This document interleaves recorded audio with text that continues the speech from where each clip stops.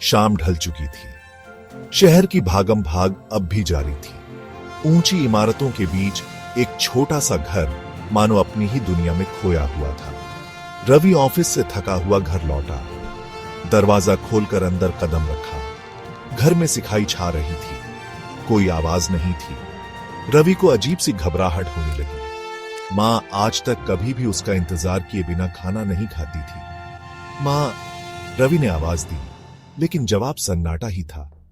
Table पर एक चिट्ठी रखी थी। रवि का दिल धक से रह गया। उसे कुछ अनहोनी का आभास हुआ। कांपते हाथों से उसने चिट्ठी उठाई। चिट्ठी मां की लिखी हुई थी। रवि ने धीरे से चिट्ठी खोली। मां की लिखी हर पंक्ति मानो उसके दिल को चीरती जा रही थी। मां ने लिखा था, बेटा, मुझे माफ करना। मैं तुम्हें परेशान नहीं करना चाहती थी।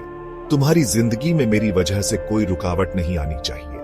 हर शब्द आग के शोले की तरह रवि के सीने को झुलसा रहा था। मां ने आखिर ऐसा क्यों लिखा होगा? चिट्ठी आगे पढ़ते हुए रवि को अपनी गलतियां समझ आने लगी। मां ने लिखा था, तुम दिन रात काम में लगे रहते हो। मुझे तुम्हें देखकर बहुत खुशी होती है। बस कभी कभी लगता है कि तुम मुझसे दूर हो रहे हो।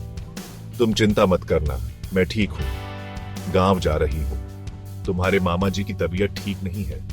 रवि को याद आया, पिछले महीने ही मामा जी की तबीयत खराब हुई थी। मां ने कितनी बार कहा था कि उन्हें गांव जाना है, लेकिन काम का बहाना बनाकर रवि ने उन्हें टाल दिया था।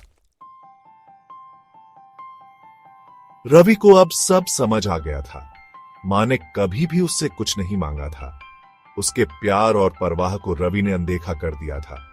रवि ने फौरन अपना मोबाइल उठाया, मां को फोन लगाया। मां, आप कहां हो? मैं आ रहा हूं आपको लेने। मां ने कहा, बेटा, तुम चिंता मत करो, मैं कल सुबह आऊंगी। रवि जानता था कि मां उससे झूठ बोल रही है। वह फौरन घर से निकल गया। उसे अपनी मां के पास अपने घर जाना था।